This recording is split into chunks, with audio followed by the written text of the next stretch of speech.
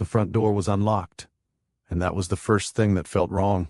I'd driven 3 hours from Cleveland instead of flying, cutting my site inspection short by 2 days because I wanted to surprise Emma before her recital. I remember smiling as I turned onto our street, rehearsing how her face would light up. That smile didn't survive the doorway. She was on the floor of the entryway, half curled against the base of the coat rack, her backpack still on one shoulder like she'd been walking in and just stopped. Her lips had a grayish tint I'd never seen on a living person before. I dropped my bag and was on my knees beside her before I even registered moving. "Emma? Emma, baby, look at me." Nothing. Her chest was moving, but barely, like she was breathing through a straw. "Rachel." My voice cracked in a way I didn't recognize. "Rachel, call 911. My wife appeared in the kitchen doorway, drying her hands on a dish towel, unhurried in a way that still doesn't make sense to me. Not even now. Months later, turning it over in my mind at 3 a.m. "She's fine, David. I just punished her for lying about her homework." Rachel said it the way you'd mention you'd sent back an overcooked steak, mildly inconvenienced. Not afraid, not even curious why our daughter wasn't responding to her own father's voice. I called 911 myself. My hands were shaking so badly, I had to try twice to unlock my phone. If you're watching this from somewhere tonight, Ohio, Texas, the other side of the world, it doesn't matter. And stories like this one keep you up thinking about the people you love, I'd be grateful if you subscribed. It helps more than you know. The paramedics arrived in under 6 minutes. I remember thinking that was fast, and then thinking, why does it still feel too slow? A young guy, maybe mid-30s, name patch that read Ostrowski, knelt beside Emma and started running through vitals with a kind of calm efficiency that made me trust him instantly. His partner was already prepping the stretcher. Rachel stood in the doorway the entire time, arms crossed, watching, not crying, not asking questions, just watching. The way you'd watch weather roll in, something to note, not something to fear. "Ma'am, can you tell me what happened?" Ostrowski asked her, pen hovering over his clipboard. She was being defiant. I put her in timeout in the closet under the stairs. When I opened the door, she'd fainted. Kids do that sometimes when they hold their breath. I felt something cold settle behind my ribs. The closet. She put our 8-year-old in the closet under the stairs. They loaded Emma into the ambulance. I rode with her, Rachel following behind in her own car. She said she needed to grab Emma's insurance card, though I later learned it had been in my wallet the entire time, where it always was. At the hospital, in the fluorescent hallway outside triage, Ostrowski approached me alone. He'd taken his gloves off. His face had gone the color of old paper. "Sir." He glanced back toward the waiting room, where Rachel sat scrolling her phone like she was killing time at an oil change. "Is that really your wife?" "What?" "Yes. 11 years. Why are you asking me that?" He hesitated the way people hesitate right before they say something that can't be unsaid. "Because, actually, a nurse called my name. Emma's doctor needed to speak with me immediately. Something about her oxygen levels. Something about wanting to run additional scans." I turned back to Ostrowski for half a second, silently begging him to finish the sentence. He didn't. He just said, "Find me before you leave tonight," and walked toward his rig like a man trying to put distance between himself and a decision he'd already made. I spent the next 4 hours in a hospital corridor that smelled like antiseptic and bad coffee, watching my daughter through a window while doctors used words like hypoxia, an observation, an incident report. Rachel sat beside me for most of it, her hand resting on my knee, telling me I was overreacting, that CPS involvement would ruin us, that I needed to calm down before I said something to a doctor that we couldn't take back. I kept nodding. That's the part that still shames me. I kept nodding, the way I'd nodded through 11 years of small warnings I'd talked myself out of. The bruise, she said, came from a bike. The way Emma flinched when I raised my hand too quickly to grab a mug off a high shelf. The way Rachel always insisted on being alone with her during discipline. and how I'd told myself that was just her parenting style, not mine to question. I went looking for Ostrowski before I left that night. I found him in the ambulance bay, leaning against the rig, waiting for me like he knew I would come. He held out his phone. On the screen was a booking photo, county mugshot, 11 years old by the timestamp. The woman in it had different hair, a different last name printed beneath her face, but it was Rachel. I worked a call on her back when I was a rookie, he said quietly. Different county, different name. I never forgot that face, sir, because of what happened after. After what? He looked at me for a long moment, like he was deciding how much of my life he was about to detonate. I think you need to sit down for this. Rachel Voss, that was the name, under the mugshot. Ostrowski didn't know the charges. Sealed, expunged, whatever legal magic erases a person's past. Only that he'd responded to a domestic call at that address as a rookie 11 years ago, and that something about it had stayed with him long enough to recognize her face in my kitchen doorway with our daughter unconscious behind her. I could lose my job for even showing you this, he said. I'm not telling you what to do with it. I'm telling you because that little girl in there is the same age my niece was when... He stopped himself. Just be careful, sir. I didn't sleep that night. I sat in a hospital chair beside Emma's bed, watching the pulse oximeter blink its steady green rhythm, turning that name over and over. Rachel Voss. Who were you before you were my wife? By morning, Emma was stable, alert, quiet, asking for apple juice like nothing had happened, which somehow frightened me more than if she'd cried. Children who don't cry have usually learned that crying doesn't help. The doctor pulled me aside before discharge, tablet in hand, voice careful in the specific way medical professionals get when they're required to report something. Mr. Mercer, we ran a full-body scan given the circumstances. I want to show you something. He turned the screen toward me, an X-ray, a faint hairline shadow along Emma's left forearm. This is an old fracture, healed, but not recently set by a physician. I'd estimate 8 to 12 months old. 8 to 12 months. The bike accident. Rachel had told me Emma fell off her bike in the driveway. I'd believed her, because believing her was easier than the alternative. We're required to notify Franklin County Children's Services, the doctor said. This isn't optional. I told him to make the call. That decision cost me more than I understood at the time. Within 72 hours, Rachel had retained an attorney. Fast, aggressive, the kind of lawyer you don't hire unless you've already anticipated a fight. She filed for a temporary protective order against me, citing my aggressive and unstable behavior at the hospital, my raised voice, my refusal to de-escalate. The 911 call I'd made to save our daughter's life became, in the paperwork, evidence of my instability. I was barred from my own home.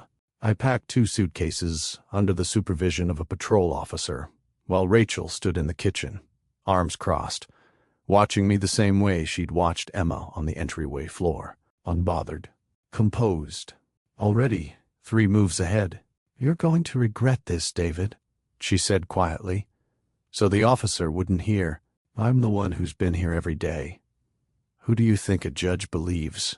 My firm placed me on administrative leave the following week. Standard policy, HR explained, whenever an employee is named in a domestic violence filing pending review.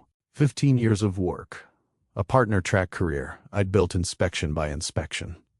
Put on pause because of allegations I hadn't seen coming and couldn't yet disprove.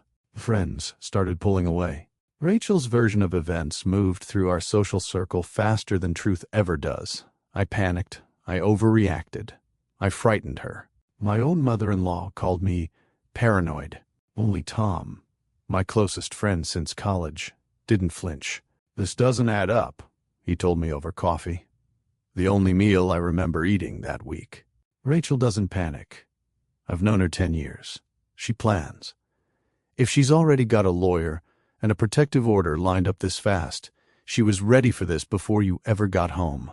He was right. And it terrified me more than anything Ostrowski had shown me. She wasn't reacting. She was executing something she'd already rehearsed. Tom connected me with a private investigator he trusted, a woman named Sandra Okafor, a former CPS caseworker who'd spent the last decade doing exactly this kind of work. I sat across from her in a small office above a dry cleaner's, sliding Ostrowski's photo across the desk like it was something radioactive. "Give me a week," she said. "Sealed records take patience, not miracles."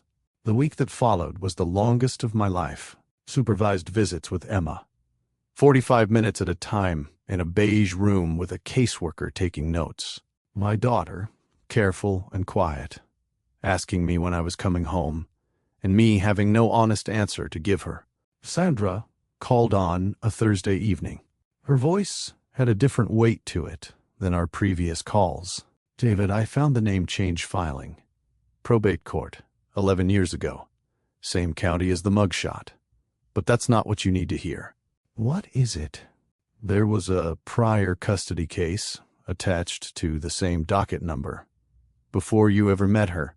She paused, and I could hear paper shifting on her end, like she was steadying herself before saying it out loud. "David, your wife has another child. A son. He was removed from her custody when he was 7 years old." I stood in my hotel room, phone pressed so hard against my ear it ached, and the only thought that would form was the one I couldn't say out loud to anyone yet. "Emma has a brother she's never met. And I married a woman who made sure neither of us would ever find out he existed." I made a decision that week that changed everything about how this story ends. I stopped reacting. Rachel had spent 11 years building a version of herself so convincing that even I, the man who shared a bed with her, hadn't questioned it, until a stranger in an ambulance bay forced me to. She was good at reframing, good at making anger look like instability and control look like love. If I fought her with emotion, she would win, because emotion was her language. So I decided to stop speaking it. "You need a lawyer who thinks like a surgeon, not a lawyer who thinks like a soldier," Tom told me. And he was right to say it, because the woman he found me, Margaret Chen, sat across from me in our first meeting and didn't ask how I felt about any of it. She asked for documents. "Family court doesn't care about your pain, David. It cares about verifiable facts. Every accusation needs a receipt." She tapped her pen against a legal pad. "So, we're going to get receipts." That became the architecture of the next 4 months. Quiet, methodical, invisible from the outside. Sandra found the pediatrician Rachel had insisted on for 3 years, the only doctor Emma was ever allowed to see. A records search showed his license had been under state board review for 18 months, flagged for inadequate documentation of pediatric injuries. Rachel hadn't picked him by accident. She'd picked him because he wouldn't ask the questions a careful doctor would. Sandra also found him. The son, 19 now, living 2 states away, working construction, going by a name that wasn't the one on his original birth certificate.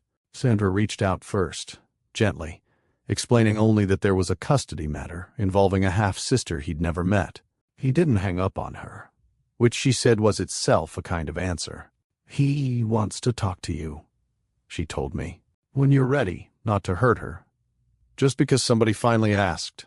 I sat with that for 2 days before I called him. His name was Caleb.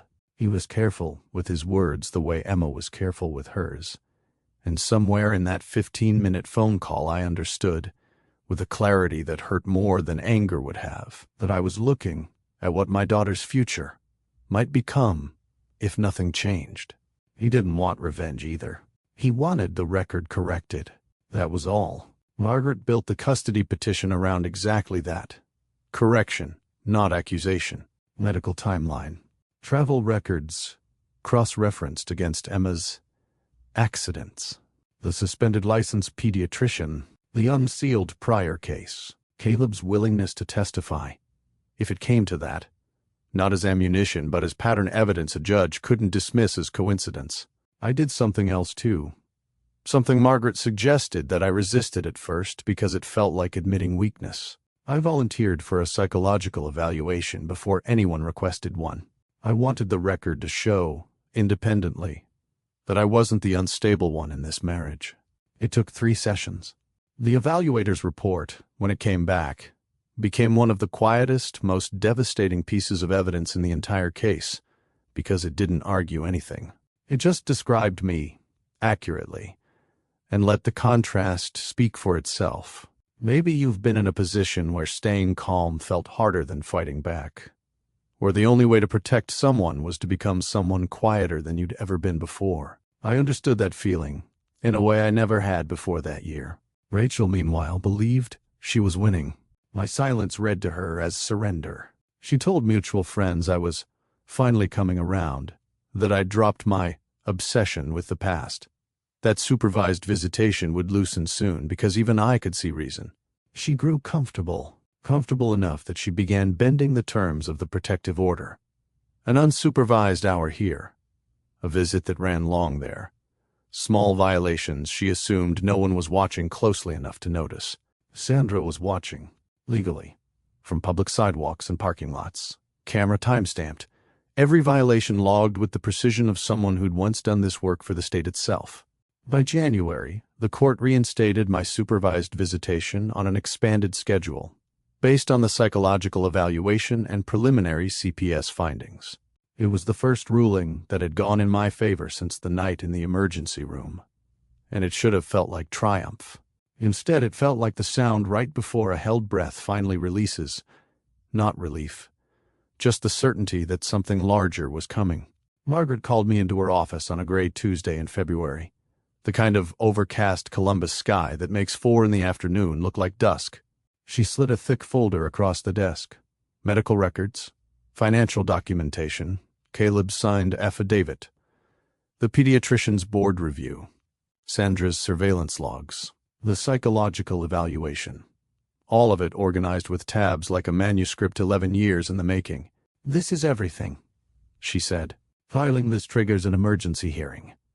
Once we file, there's no controlled version of this anymore. She'll see it all at once, in a courtroom, in front of a judge. There's no walking it back after that." I looked at the folder for a long time. I thought about Emma asking me, week after week in that beige visitation room, when she could come home for good. I thought about Caleb's voice on the phone, careful and unsurprised, like a boy who'd waited a decade for somebody to finally believe him. "File it," I said. Margaret nodded once, pulled a pen from her jacket, and initialed the cover page. I didn't feel triumphant. I felt like a man standing at the edge of something he couldn't see the bottom of, holding a folder that was about to detonate the only family Emma had ever known, and knowing, with absolute certainty, that it was the only way to save her. The hearing was set for the 2nd week of March, and the morning of it, Columbus woke up under a sky the color of wet concrete, snow melting into the gutters in gray rivulets. I remember thinking it was fitting. Nothing about that day felt like it deserved sunlight yet. Rachel walked into the Franklin County Courthouse in a soft blue blazer, hair done, composed the way she'd been composed on the entryway floor 8 months earlier. She glanced at me once in the hallway, and for half a second I saw something flicker behind her eyes. Not fear, exactly, more like recalculation.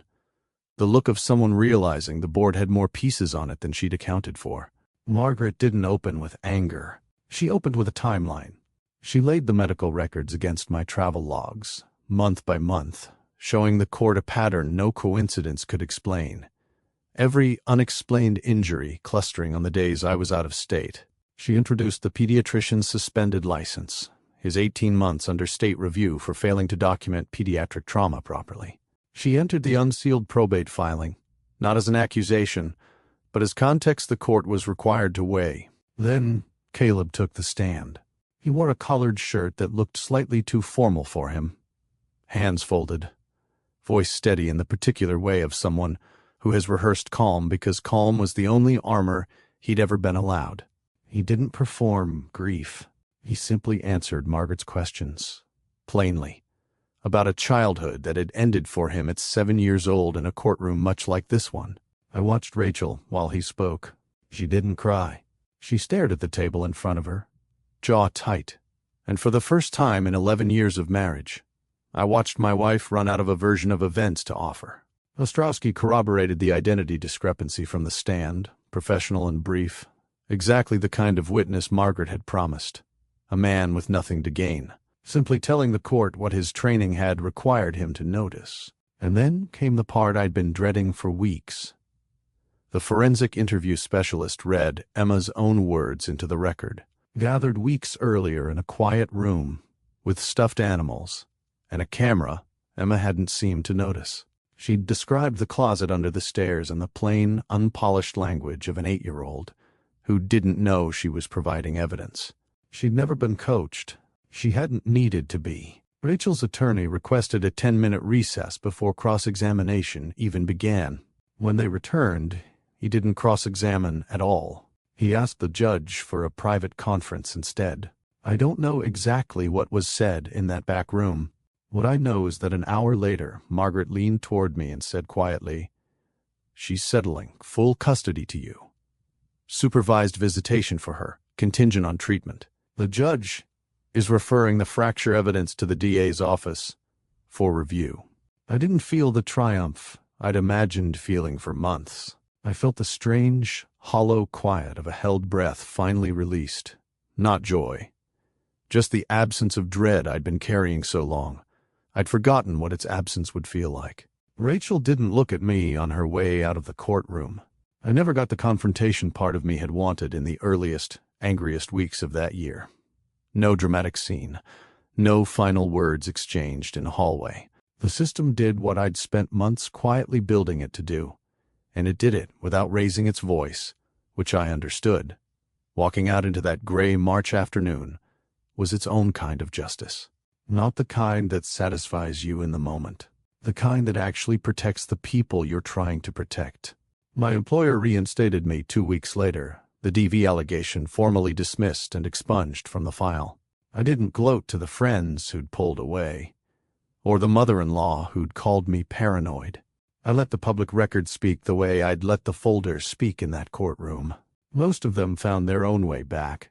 Eventually, with the particular sheepishness of people who'd chosen comfort over asking harder questions, a thing I understood better than most, because I'd done the same for years before I couldn't anymore. By June, Emma and I were in a smaller rental 2 streets from our old house, close enough that her school and her friends stayed the same, far enough that the driveway where a bike accident supposedly happened wasn't something either of us had to walk past every day. She was in therapy, twice a week, a woman named Dr. Ferris, who Emma called the talking lady, without a trace of embarrassment. The night terrors had stopped somewhere around May. I remember the first full week she slept through without waking that I finally slept through one too. I called Caleb again in late spring, not to build the family none of us had asked for, but to tell him I was grateful, and that Emma knew he existed now, and that the door was open whenever he wanted to walk through it at his own pace. He said maybe, someday. That was enough. One evening in early June, I stood in the driveway of our new place and watched Emma ride her bike down the sidewalk alone for the first time. No glance back over her shoulder, no checking my face to see if this was safe, no flinch when she wobbled and caught herself. Just a kid on a bike, going nowhere in particular, unafraid of the wobble. I think about that year constantly, how many small warnings I explained away because believing them would have meant admitting I'd built a life on a foundation I never actually inspected. I tell myself now that I moved as fast as I could once I finally saw clearly. But I still wonder, some nights, how much earlier I could have seen it, if I'd only been willing to look. If you were in my place, if the people you loved most had been hiding behind a version of themselves you'd never questioned, how long do you think it would have taken you to stop explaining it away and start looking for the truth?